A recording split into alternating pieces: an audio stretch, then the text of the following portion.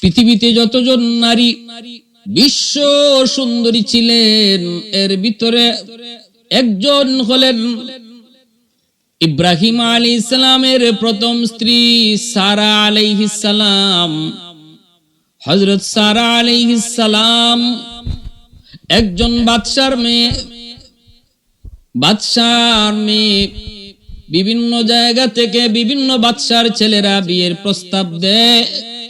বাদশা মেয়েটাকে বিয়ে করাইতে চান, বিয়ে দিতে চান, কিন্তু মেয়ে কারো সাথে বিয়ে বসতে রাজি হন না।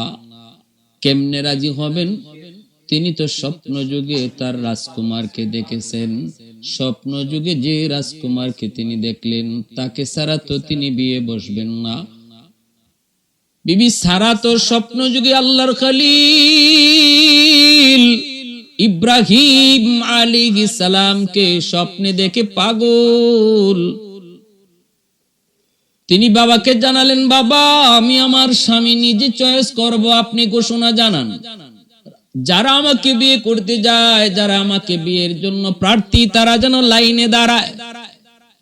বিভিন্ন রাজা বাদশার ছেলেরা লাইনে দাঁড়ালো। যেমন তিনি রাজকন্যা, তেমন তিনি বিশ্ব সুন্দরী। যেমন তিনি সম্মানী, তেমন তিনি সুন্দরী। সবাই লাইনে দাঁড়ালো। বিভিন্ন ভিভিআইপি রাজপুত্ররা তারা লাইনে দাঁড়ালো। আল্লাহর খলিল ইব্রাহিম তিনি ওই রাস্তা দিয়ে যান, দেখেন মানুষ সেজে গুজে যায়। কই যাও? কয় রাজকন্যা আজকে তার স্বামী চয়েস করবে, আমরা লাইনে দাঁড়াবো। আল্লাহর খলিল ইব্রাহিম তিনি পূর্ণ যুবক। তিনি বলেন, আমিও একটু চান্স লয়ে যায় দেখি, হইলে তো হইতে পারে, না হইলে তো নাই, অসুবিধা কি? লাইনে দাঁড়াইতে অসুবিধা কি? এই বলে তিনিও লাইনে দাঁড়িয়ে গেলেন। রাজপুত্ররা কয়, কে মিয়া তুমি কোত্থেকে আইছো? নিজের পোশাক আশাকের দিকে একটু তাকাইছো নি? দেখো না আমরা কেমনে হ্যান্ডসাম হয়ে আইছি, কত দামি দামি পোশাক লাগায় আমরা লাইনে দাঁড়াইলাম। আমাদের সাথে কোন বিবেকে তুমি লাইনে দাঁড়াইছো? একটু কি তোমার বিবেক বুদ্ধি নাইনি? আল্লাহর খলিল ইব্রাহিম কয়, রে ভাই দে না একটু লাইনে দাঁড়ায়, অসুবিধা কি? আমারে তো চয়েস করবেই না, তোমাদের কি তো চয়েস করবে, তোমাদের কি তো পছন্দ করবে, একটু দে না, অসুবিধা কি? একটু সময় দাঁড়াই। এই বলে তিনি লাইনে দাঁড়িয়ে রইলেন। বিবি সারা তিনি চয়েস করার জন্য একে একে একজন করে দেখতেছেন। সামন থেকে দেখা শুরু হলেন। সামনের জন মনের বড় আশা, আমাকে হয়তো চয়েস করবে। তারে যখন পিছনে ফালায়া যায় সে তো নিরাশ। পরের জনে আশা লইয়া বসা, সে তারও যখন পিছনে ফালায় সেও তো নিরাশ। সামনের জনে আশা নিয়ে বসা। এইভাবে তিনি একজন করে দেখে সামনের দিকে আগাইতেছেন। কাউকে পছন্দ হয় না। হঠাৎ করে নজর পড়লো কোনায় তার স্বপ্নে দেখা রাজকুমার গো। তিনি আর কেউ নন, তিনি আল্লাহর খলিল ইব্রাহিম। কাছে গেলেন, কাছে যাইয়া আল্লাহর খলিল ইব্রাহিম ওনার হাত ধইরাই বাবাকে ডাক দিয়ে বলতেছেন, বাবা আমি আমার স্বপ্নে দেখা রাজকুমারকে পেয়ে গেছি। আল্লাহু আকবার। ধুমধামের সাথে বিয়ে হয়ে গেল। এত দামি দামি মোশন কইরা আসার মানুষগুলি প্রিন্সের মতো এক একজনের চেহারা, কেউ পাত্তা পেল না। আল্লাহর খলিল ইব্রাহিম আলাইহিস সালামকে তিনি পছন্দ করলেন।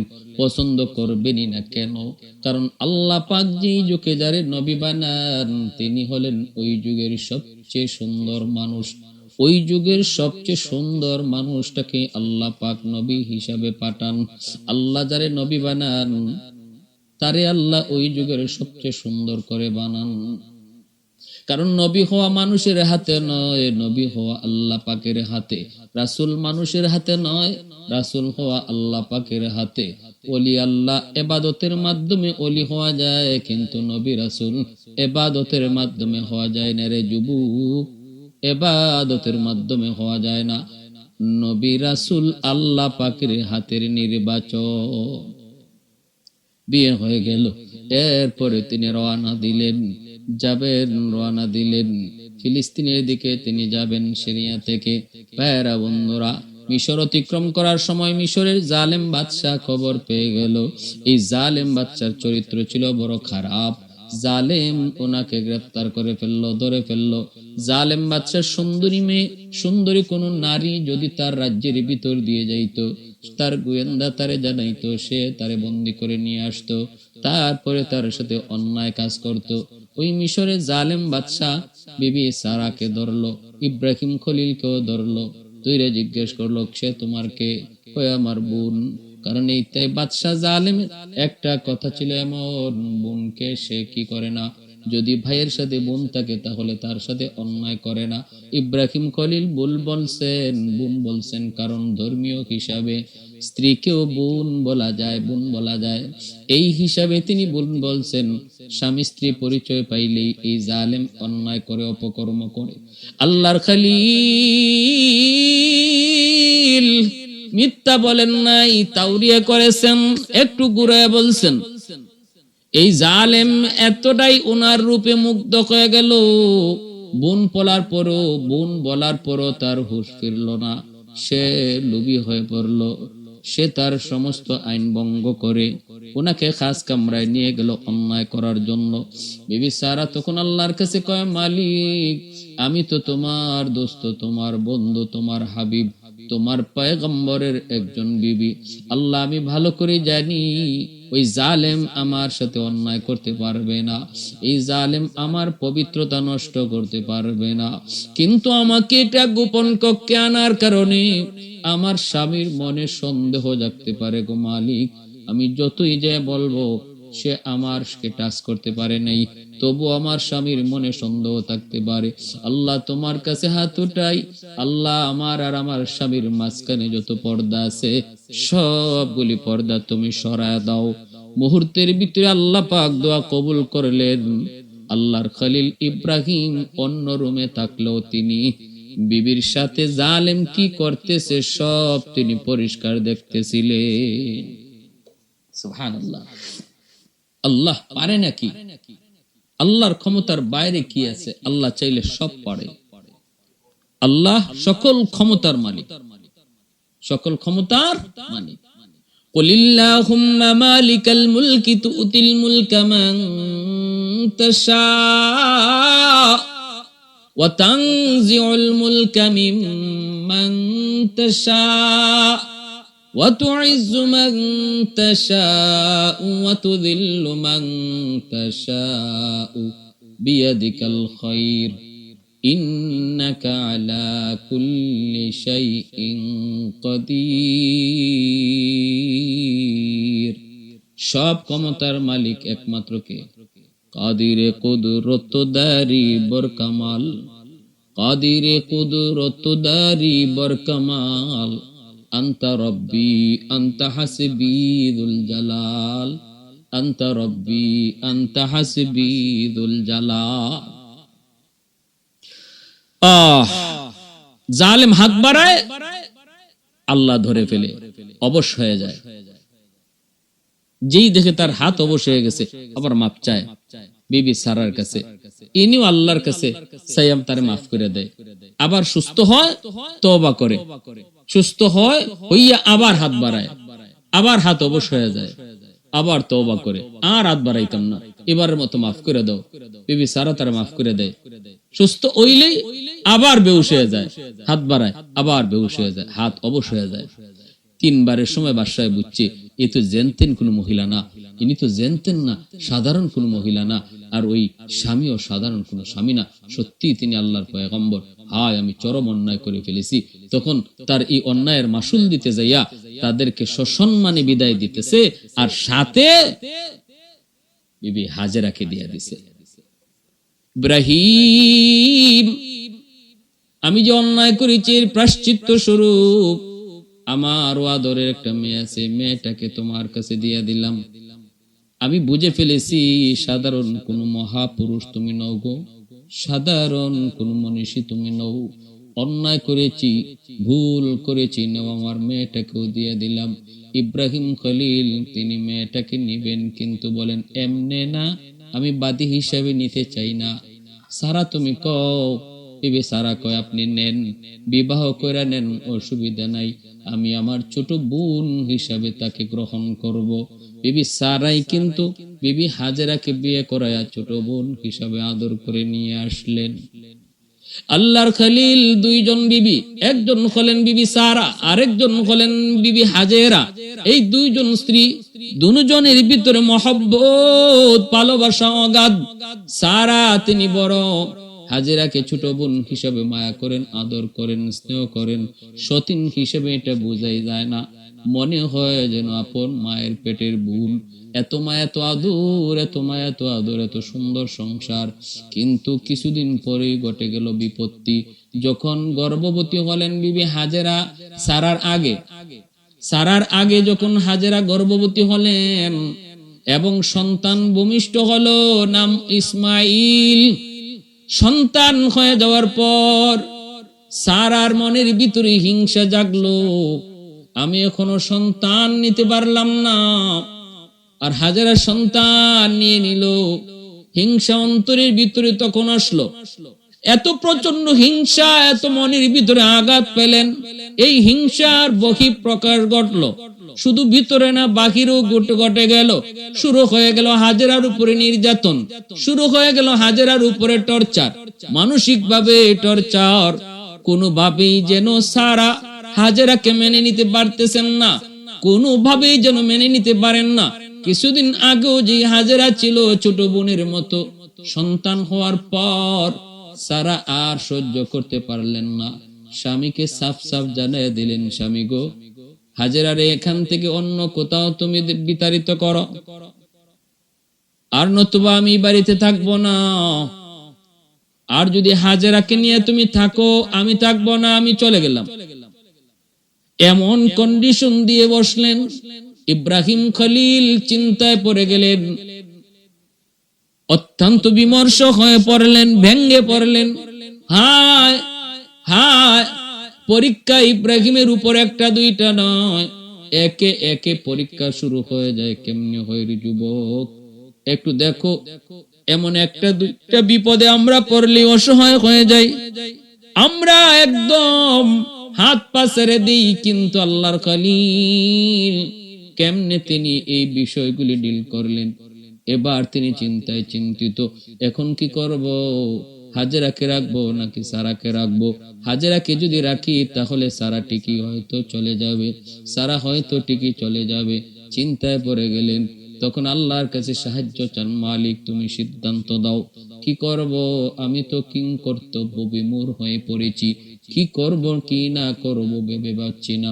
আল্লাহ পাক কয়, ইব্রাহিম দোস্ত, সারার যে সিদ্ধান্ত আমি আল্লাহরও একই সিদ্ধান্ত, সারার মর্জির সাথে আমি আল্লাহর মর্জি মিলে গেছে। যাও তুমি হাজেরা এবং তার সন্তান ইসমাইলকে বনবাস দিয়ে দাও। হাজেরা তখন কয়, এমন এক জায়গায় দাও, এমন এক জায়গায় তাদেরকে রেখে আসো যেখানে কোনো ঘর নাই, বাড়ি নাই। এমন এক জায়গায় হাজেরা এবং তার সন্তানকে তুমি বনবাস দাও যেখানে কোনো ঘর নাই, বাড়ি নাই, গাছ নাই, লতা নাই, পাতা নাই, পানি নাই। এমন মরুভূমিতে তাদেরকে রেখে আসো, এমন কোন মরুভূমিতে রেখে আসো। আল্লাহ পাক কয়, খলিল, সারার সিদ্ধান্তই আমার সিদ্ধান্ত, চলো চলো তাদেরকে বনবাস দিয়ে দাও, সন্তান এবং মাকে বনবাস দিয়ে দাও। আল্লাহর খলিল কয়, মালিক, ও মালিক, একটা নিরপরাধ মেয়ে মহিলাকে আমি কেমনে শাস্তি দেই? একটা আমার মাসুম নিষ্পাপ দুধের বাচ্চা ইসমাইলকে আমি কই নিয়ে যাব? আল্লাহ কয়, যাও দোস্ত যাও, আমার জিব্রাইলকে সাথে দিয়ে দিলাম, জিব্রাইল তোমাকে পথ দেখায় নিবে যেখানে রাখার কথা। আমি আল্লাহর মর্জি যেখানে, সেখানে জিব্রাইল দেখায় দিবে। ওই জায়গায় তুমি ইসমাইল এবং তার মাকে রেখে দিবে।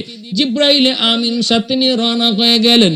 চলছেন তো চলছেন, চলছেন তো চলছেন, মরু প্রান্তর পাড়ি দিয়া আজ যে জায়গা খানায় কাবা, মক্কা শরীফ, খানায় কাবা যেই জায়গা, ওই জায়গা তখন মক্কা ছিল না, কোনো ঘর নেই, কোনো বাড়ি নেই, কিছুই ছিল না।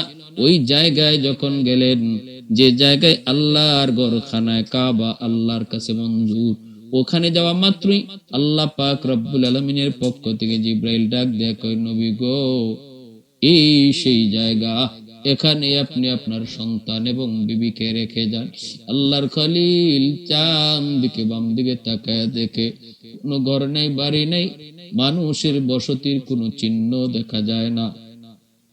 ডানে বামে তাকায় দেখে পানি নাই, পানি নাই, মরুপ্রান্তর, ধুধু বালি মরুপ্রান্ত, গাছপালা তরুলতা কিছুই নেই। এমন জায়গায় মানুষ বসবাস করা সম্ভব না। সেখানে আল্লাহ বলতেছে, খলিল এই জায়গায় হাজেরাকে রেখে দাও। আল্লাহর খলিল ওই জায়গাতেই বিবি হাজেরা এবং তার সন্তান, দুধের সন্তান ইসমাইলকে রেখে তিনি যখন চলে যাবেন, আর শুধু এতটুকু বলতেছেন, বিবি গো, এখানেই তোমাকে থাকতে হবে, এখানেই তুমি থাকো, আমি চলে গেলাম। বিবি হাজেরা অপলক নয়নে স্বামীর দিকে তাকায় রইছে। স্বামী, আপনি কোন কি? এতক্ষণ পর্যন্ত শুধু বলেছি কই নিয়ে যান, কই নিয়ে যান, কিছুই বলেন না। এই জায়গায় আপনি কোথায় রেখে যাইতেছেন? স্বামী গো, কোনো না মানির মানুষ নাই, ঘর নাই, বসতি নাই, চতুর্দিকে মরু প্রান্ত, পানি নাই, গাছ নাই, পালা নাই, মানুষ কেমনে না খায় থাকে? এই জায়গাটাতে পানি নাই, পানি না খায় থাকবো কি কইরা? কেন গো স্বামী এই শাস্তিটা দিতেছেন? অপরাধ আমার কি?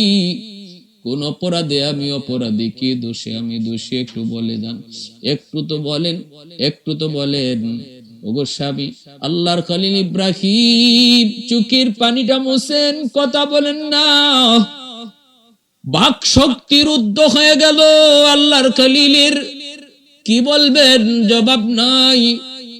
মা বিবি হাজেরায় কইতেছে, স্বামী গো, আমি যদি দোষী হয়ে থাকি, আমার যদি কোনো দোষ থাকে, আমাকে আপনি 1000 বার শাস্তি দেন গো, কিন্তু আমার দুধের সন্তান ইসমাইলের কি দোষ?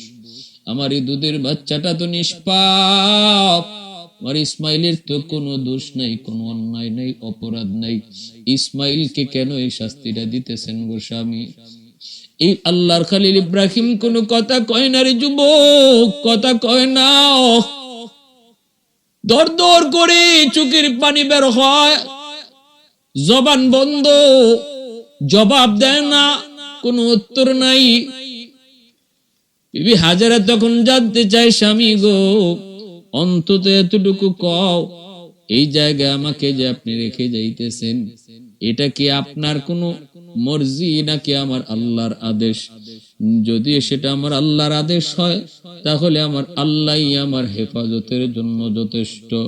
শুধু এতটুকু বলেন, এতটুকু বলেন, এখানে রেখে যাওয়াটার নির্দেশ কি আমার আল্লাহ? আল্লাহর খলিল তখন চোখের পানিটা মুইসা আসমানের দিকে ইশারা দিয়া কয়, হাজেরা, এটা আমার মালিকের নির্দেশ, এটা আমার মালিকের নির্দেশ।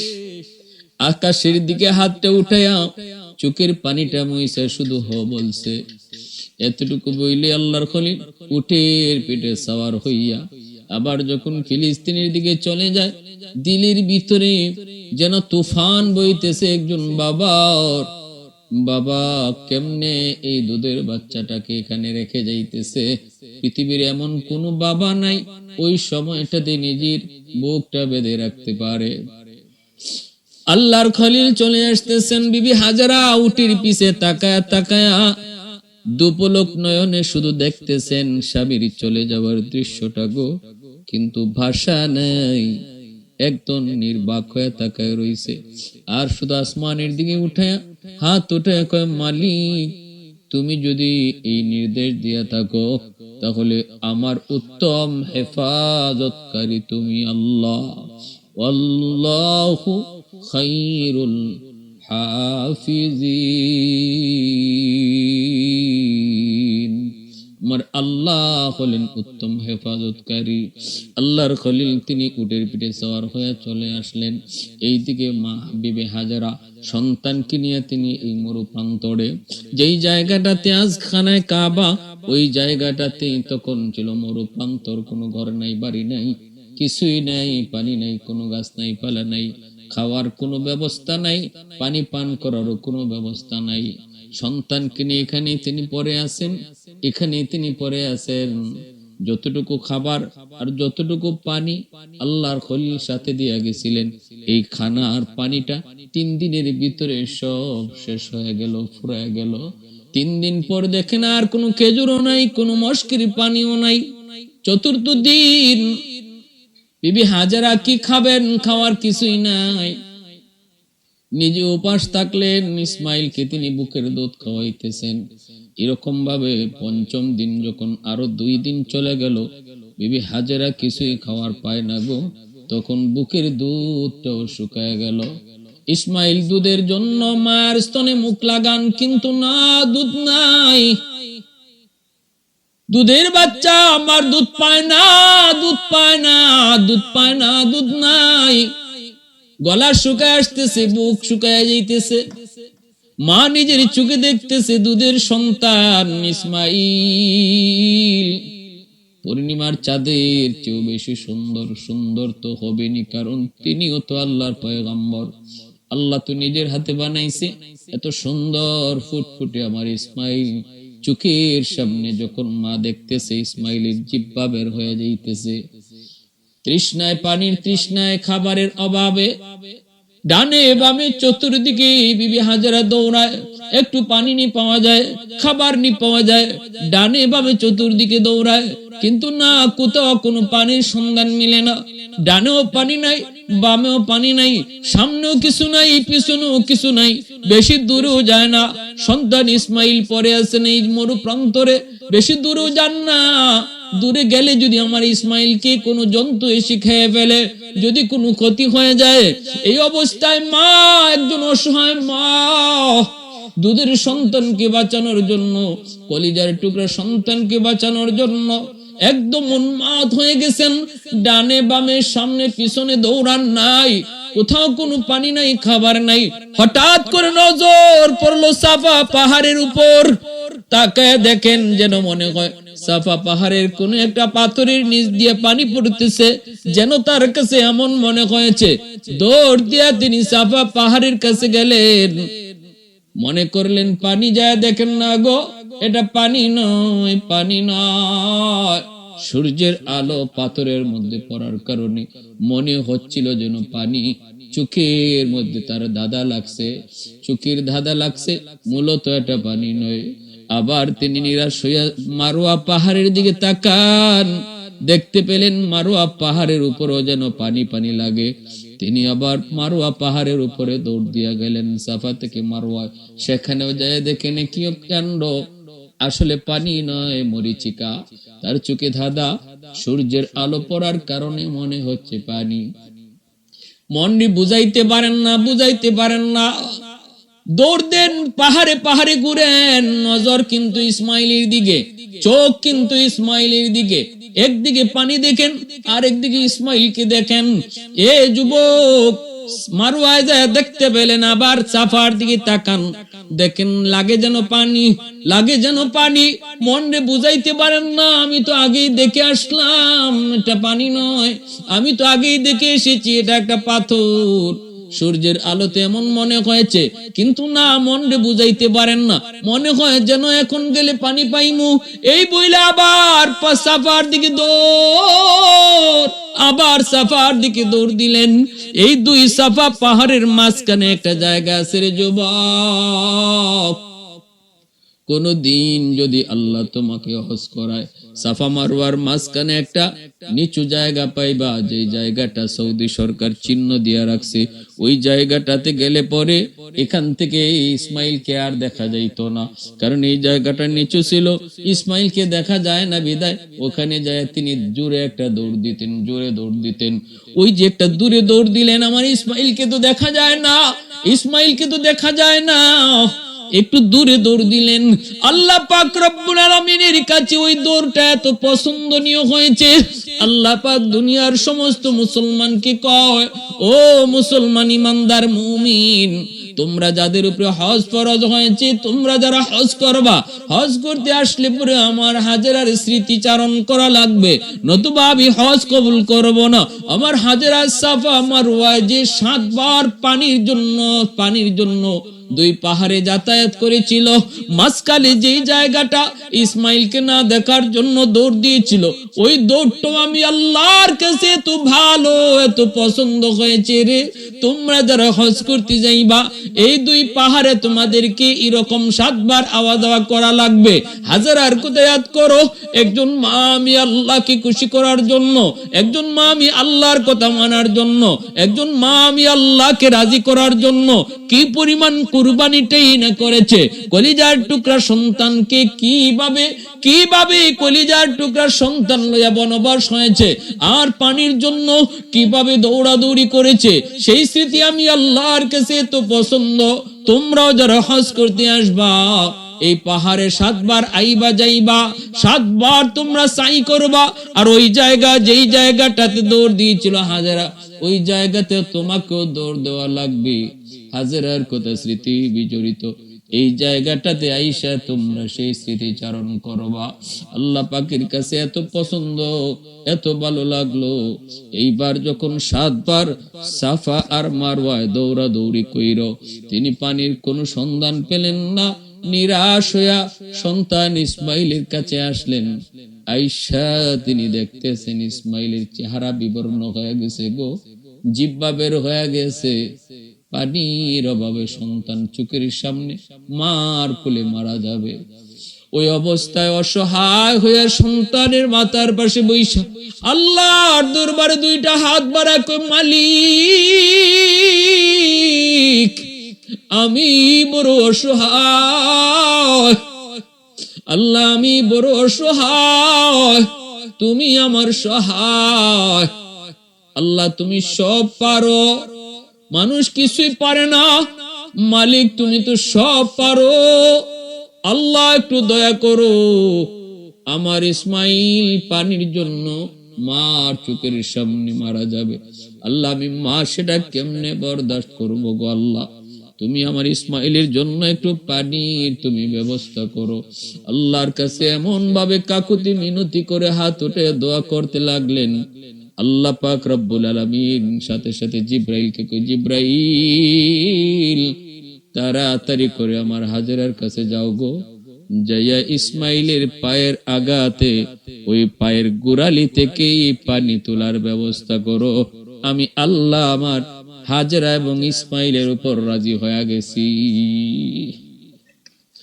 আলহামদুলিমান কদ্দারা খাইরান ওয়া কাবালা, আলহামদুলিমান কদ্দারা খাইরান ওয়া কাবালা, ওয়া শুকরু লিমান সাওয়ারা হুসনান ওয়া জামালা, ফারদুন সামাদুন আন সিফাতিন খালকি বারিউন, রব্বুন আযালিয়্যুন খালাকাল খালকা কামালা, লা জিদ্দা ওয়ালা নিদ্দা ওয়ালা হাদ্দা লিমাওলা, লা জিদ্দা ওয়ালা নিদ্দা ওয়ালা হাদ্দা লিমাওলা, আল আনা কামা কানা ওয়ালাম ইয়ালকা যাওয়ালা, আল আনা কামা কানা ওয়ালাম ইয়ালকা যাওয়ালা। আমার ভাইরা বন্ধুরা যুবক, আল্লাহর পক্ষ থেকে জিব্রাইল আমিন আইসা হাজির। ইসমাইলের পায়ের গোড়ালি, ওই পায়ের গোড়ালি দিয়ে যেইভাবে আঘাত করে ছোট বাচ্চারা যেইভাবে আঘাত করে, এইভাবে পায়ের গোড়ালি দিয়ে আঘাত করা মাত্রই পায়ের গোড়ালিটা গর্ত হয়ে গেল। এই গর্ত থেকেই নিচ থেকে পানির ফোয়ারা বের হতে লাগলো। সাথে সাথে জিব্রাইল আমিন ডাক দিয়া কয়, ওগো আল্লাহর খলিলের সহধর্মিনী, আল্লাহ আপনার ডাক কবুল করেছেন। আল্লাহ আমি জিব্রাইলকে পাঠায় দিয়েছেন, আর আপনার ছেলে ইসমাইলের পায়ের গোড়ালি দিয়ে দেখেন পানি বের হচ্ছে। এই পানি জেনতেন পানি নয়, এই পানি যে আজ থেকে জারি হলো আর কোনোদিন শেষ হবে না। এই পানির নাম হলো জমজম। ওগো আল্লাহর নবীর সহধর্মিনী, এই পানি আপনি নিজে পান করেন, আপনার ইসমাইলকে পান করান। এই পানির মধ্যে আল্লাহ পাক তৃষ্ণা নিবারণ যেমন রাখছে, এই পানির মধ্যে আল্লাহ পাক ক্ষুধা নিবারণও রাখছে। এই পানি পান করলে তৃষ্ণাও নিবারণ হয়, এই পানি পান করলে ক্ষুধাও নিবারণ হয়।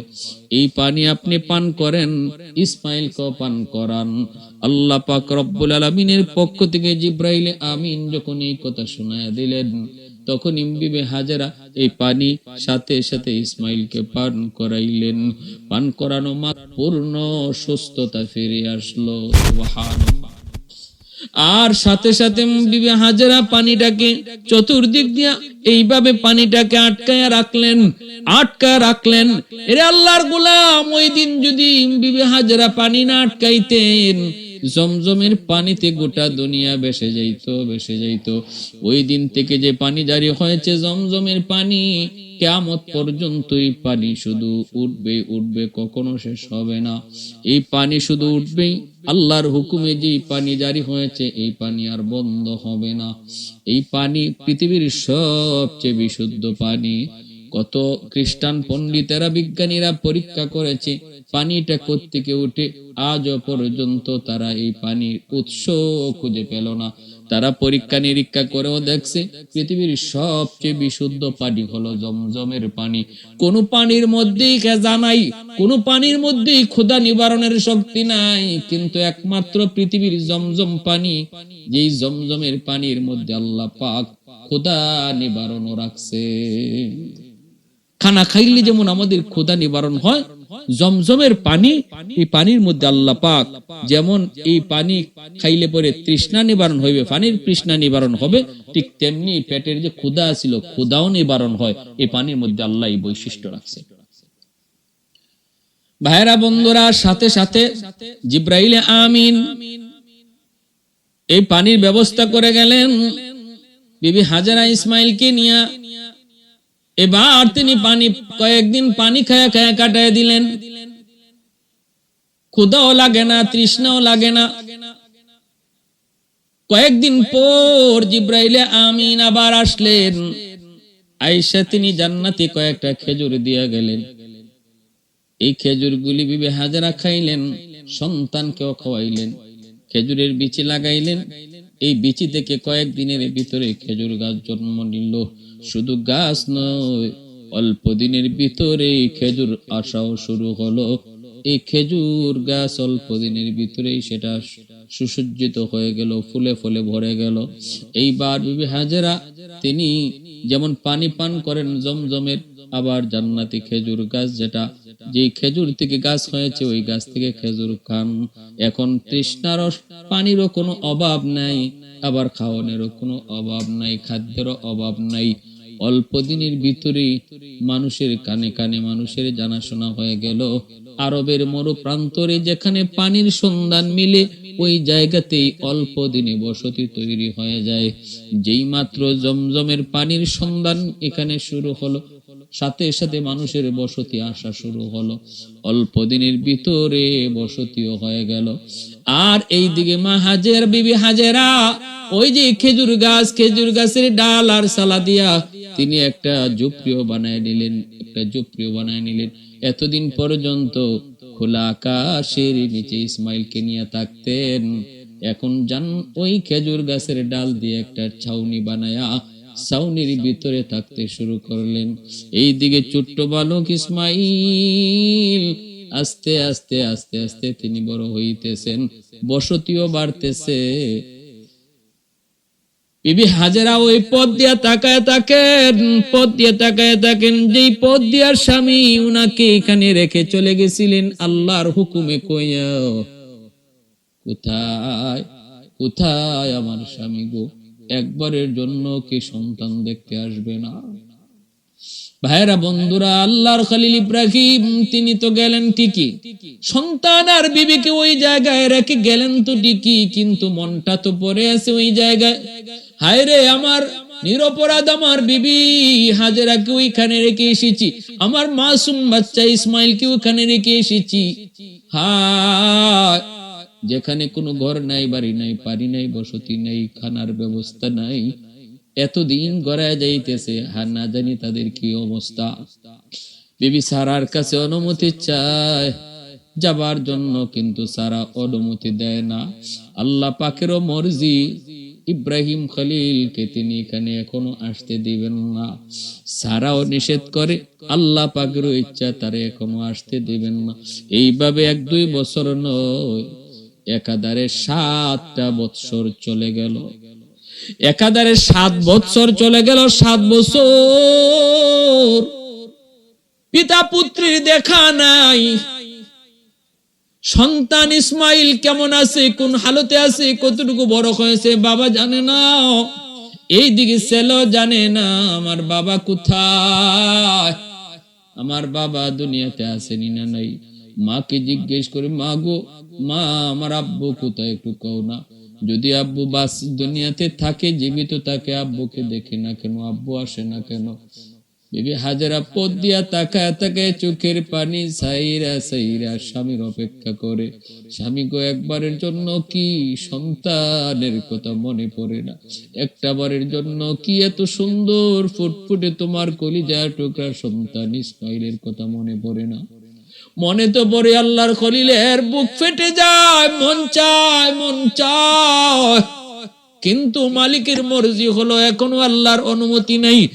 আর আল্লাহ পাকের এই মর্জিটা সারার মাধ্যমে আল্লাহ প্রকাশ করায়। সারা বিবি সারা অনুমতি দেয় না। এইভাবে কেটে গেল 7 বৎসর। 7 বৎসর পর এইবার তিনি বিবি সারাকে বলতেছেন, বিবি একটু কও, এবার একটু যাওয়ার সুযোগ আসেনি গো। ও বিবি কও না, 7 বৎসরের ভিতরে তো আমার ইসমাইল থাকার কথা না। না খায়া খায়া হয়তো আমার ইসমাইলও মারা গেছে, হাজেরাও মারা গেছে। আর যদি বেঁচেও থাকে, একটু দেখতে মন চায় কেমনে বেঁচে আছে, একটু বলবানি, অনুমতি দিবানি। বিবি সারা তখন একটু মন নরম হয়, কয় ঠিক আছে আপনি যাইতে পারেন, তবে শর্ত আছে। কি শর্ত? কয় শর্ত হলো উটের পিঠেই থাকবেন, মাটিতে নামবেন না। আপনি ঘরে ঢুকবেন না, আপনি উটের পিঠ থেকে নামবেন না, শুধু দেখে চলে আসবেন। এই শর্ত মাইনে আল্লাহর খলিল রওনা দিছেন। এইদিকে বিবি হাজেরা তিনি অপেক্ষা করে করে 7টা বৎসর স্বামীর পথ ধরে তাকায় থাকতে থাকতে চোখের পানি সাইরা সাইরা সমস্ত চোখের পানি যখন শেষ হয়ে নিঃস্ব হয়ে গেল, এবার তিনি বুঝে ফেললেন, হয়তো আমার স্বামী আর কোনোদিন আসবে না গো।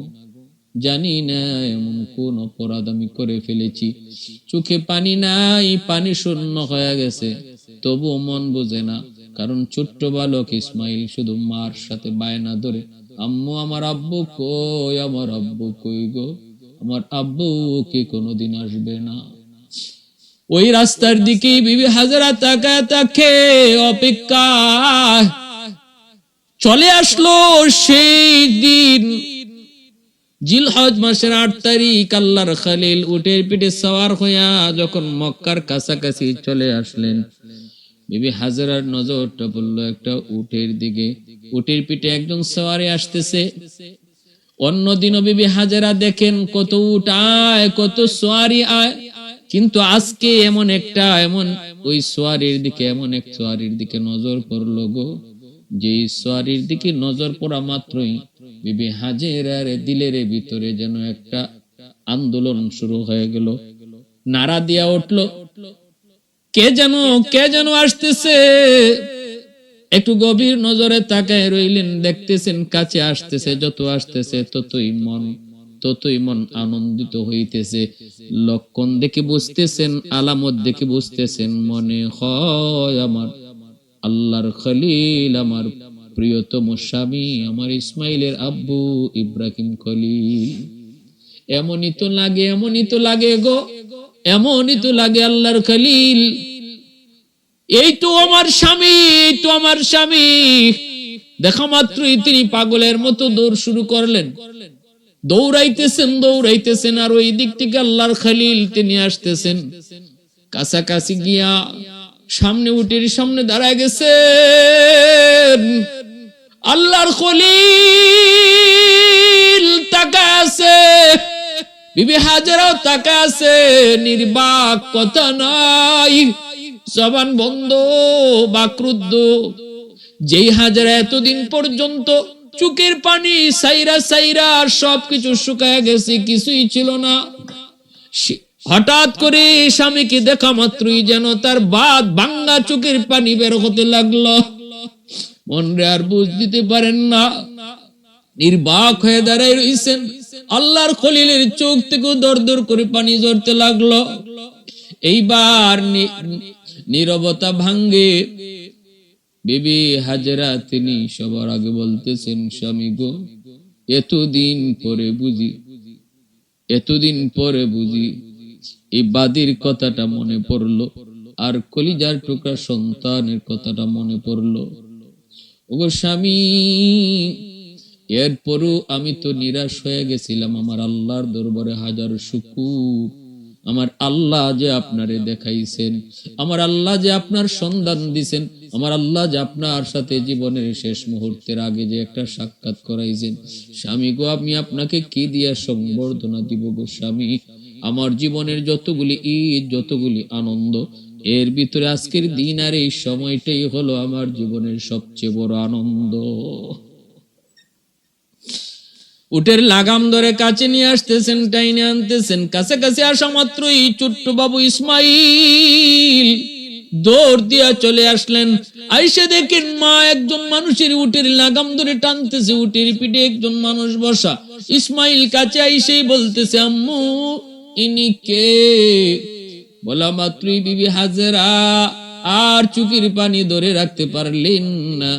ইসমাইলের কপালে চুমা দিয়া কই, বাবা, এতদিন পর্যন্ত যেই বাবার কথা তুমি বারবার আমাকে বলতে, আব্বু, আমার আব্বু যদি দুনিয়াতে জীবিতই থাকে, আমার আব্বু কোথায়? আব্বুকে দেখি না কেন? আজকে ভালো করে দেখে নাও, উটের পিঠে যিনি সাওয়ার, ইনি তোমার ঔরসজাত বাবা, ইনি তোমার বাবা আল্লাহর খলিল ইব্রাহিম। বলা মাত্রই দূর দিয়ে বাবার উটের কাছে গেলেন। আল্লাহর খলিল টান দিয়া ইসমাইলকে উটের উপরে উঠাইয়া কপালে, গালে, নাকে চুমু খাইতে লাগলেন, আদর করতে লাগলেন। পুরা মুখটা আদর করে করে বুকের সাথে জড়ায় তিনি অজরে কাঁদতেছেন, আর কপালে চুমু খাইতেছেন, আর আদর করতেছেন। বাপ বেটার দীর্ঘদিন পর, প্রায় জন্মের 8 বছর পর, জন্মের 8 বছর পর সন্তান বাবাকে দেখলো, বাবার কোলে গেল, বাবার আদর নিল গো। কে সেই মহামনীষী? তিনি আল্লাহর খলিল ইব্রাহিম সন্তান, তিনিও আল্লাহ পাকের পয়গম্বর ইসমাইল কোলে নিলেন। এরপরে বাপ বেটার পরিচয় হলো। স্বামীকে এবার বিবি বলতেছে, স্বামী গো, একটু নামেন, একটু দয়া করে একটু উটের পিঠ থেকে নামেন। আল্লাহর খলিল কয়, না গো বিবি, আমি সারার কাছে ওয়াদাবদ্ধ হয়ে এসেছি, আমি উটের পিঠ থেকে নামবো না, উটের পিঠ থেকে নামা যাবে না, ওয়াদাবদ্ধ হয়ে এসেছি। সাথে সাথে বিবি হাজেরা আবার চোখ তুলে তাকায়া কান্না শুরু করলেন। নির্বাক হয়ে বলতেছেন, স্বামী গো, নামতে বলবো না, অন্তত আপনি একটু নামেন, জমিনে পাড়া দেওয়া লাগবে না, আপনার ওয়াদা ভাঙাবো না। 2টা পাথর আইনা বলতেছেন, এই পাথরটার মধ্যে পা রেখে আপনি একটু নামেন, আমি আপনার পাটা জমজমের পানি দিয়ে একটু ধুইব। আল্লাহর খলিল ডানে তাকায়, বামে তাকায়, চারদিকে বসতি, পানির অভাব নাই, খেজুর গাছের অভাব নাই। আল্লাহর খলিল ভাবতেছে, এই তো সেই মরু প্রান্তর, যেখানে আমার ইসমাইলকে আর হাজেরাকে রেখে গিয়েছিলাম, যেখানে তো কোনো বসতি ছিল না, খানা দানার কোনো ব্যবস্থা ছিল না, পানির কোনো ব্যবস্থা ছিল না। আল্লাহ, তোমার দরবারে হাজার শুকর। আল্লাহ, সেই মরু প্রান্তরকে তুমি কিভাবে ফুলে ফলে সাজায় দিছো। তিনি নামলেন পাথরের উপর, জমিনে পা রাখলেন না, আর বিবি হাজেরা জমজমের পানি দিয়ে স্বামীর পাটা ধুইতেছেন। এরপরে আল্লাহর পক্ষ থেকে জিব্রাইল মারফতে যে খেজুর জান্নাত থেকে এসেছিল, যেই খেজুরের বীজ থেকে খেজুর গাছের জন্ম হলো, সেই খেজুর তিনি স্বামীকে খাওয়াইতে দিলেন। স্বামী ওই খেজুরটা খাইলেন। ভাইরা, বন্ধুরা, এরপরে আল্লাহর খলিল তিনি বিবি এবং স্ত্রীর কাছ থেকে আবার বিদায় নিয়া ফিলিস্তিনে গেলেন। গেলেন তো গেলেন, কিন্তু আজও আজও আজও যাইতেছে খলিল চোখের পানি মুছতে মুছতে দিলটা কান্নায় ভরে যায়। তিনি চলে গেলেন, যাইতেছেন, বিবিও তাকায় রইছে। ছোট্ট বালক ইসমাইল ও বাবার চলে যাওয়ার দৃশ্য দেখতেছে, আর বাবাও পিছনে পিছনে তাকায় আর চোখের পানি মুছে আর যায়। আল্লাহ কয়, খলিল, এইভাবে তোমারে বন্ধু উপাধি দেই নাই, তোমার কাছ থেকে আমি আল্লাহ স্বর্ণরে আগুনে পোড়াইয়া যেভাবে নিখুঁত বানানো হয়, এইভাবে আমি পরীক্ষা দিয়া দিয়া তোমারে নিখুঁত বানাইছি। কেন জানোনি দোস্ত? কারণ তোমার ঔরস থেকে আমি আল্লাহ তামাম দুনিয়ার ইমাম আমার হাবিব মুহাম্মাদুর রাসূলুল্লাহকে জন্ম দিব। ইন্নী জাইলুকা লিন্নাসি ইমামা ক্বালা ওয়া মিন যুররিয়াতি। আল্লাহ কয়, তোমারে জগতের জন্য ইমাম বানাবো। ইব্রাহিম খলিল কয়, আল্লাহ আমার ঔরস থেকেও তুমি ইমাম বানাও। আল্লাহ কয়, কবুল করলাম। তোমার ওই ইসমাইলের ঔরস থেকে, ইসমাইলের বংশ থেকে আমার হাবিব দুনিয়ায় আগমন করবে। সুবহানাল্লাহি ওয়া বিহামদিহি সুবহানাল্লাহিল আযীম। ইসমাইল আলাইহিস সালামের বংশ থেকেই একমাত্র নবী, আমাদের নবী দুনিয়াতে আইছেন। আর ইব্রাহিম আলাইহিস সালামের আরেক ছেলে সারার গর্ভে পরে আরেক সন্তান হইছে। সারার বয়স যখন 90, ইব্রাহিম আলাইহিস সালামের বয়স যখন 100, তখন আল্লাহ বিবি সারার এক সন্তান দিয়েছে, নাম হলো হযরত ইসহাক আলাইহিস সালাম। ওই ইসহাক আলাইহিস সালামের বংশ থেকে বনি ইসরাইলের জন্ম হয়। বনি ইসরাইলের বংশ বিস্তৃতি ঘটে, সেই বংশে অগণিত অসংখ্য নবী আসেন। কিন্তু ইসমাইল আলাইহিস সালামের বংশ থেকে আর কোনো নবী নাই। 1000 বছর পর একজন নবী আইছেন, তিনি আমার আপনার নবী, আখিরি নবী, শ্রেষ্ঠ নবী, সাইয়্যিদুল মুরসালিন, নবী মুহাম্মদুর রাসূলুল্লাহ সাল্লাল্লাহু আলাইহি ওয়াসাল্লাম। এজন্য ইহুদিরা আমার আপনার নবীরে মানে না, মানতে পারে না। কেন? কারণ আমার নবী ইসমাইলি বংশের, আর তারা হলো ইসহাকি বংশের। এই বংশের ভিন্নতার কারণে শুধু ইহুদিরা আমার আপনার নবীরে নবী হিসাবে মানে না। আল্লাহ আমাদের সবাইকে বুঝার, সে মতো চলার, আল্লাহকে সর্বদা রাজি খুশি করার তৌফিক আল্লাহ দান করুন। আখির দাওয়ানা আনিল হামদুলিল্লাহি রাব্বিল আলামিন।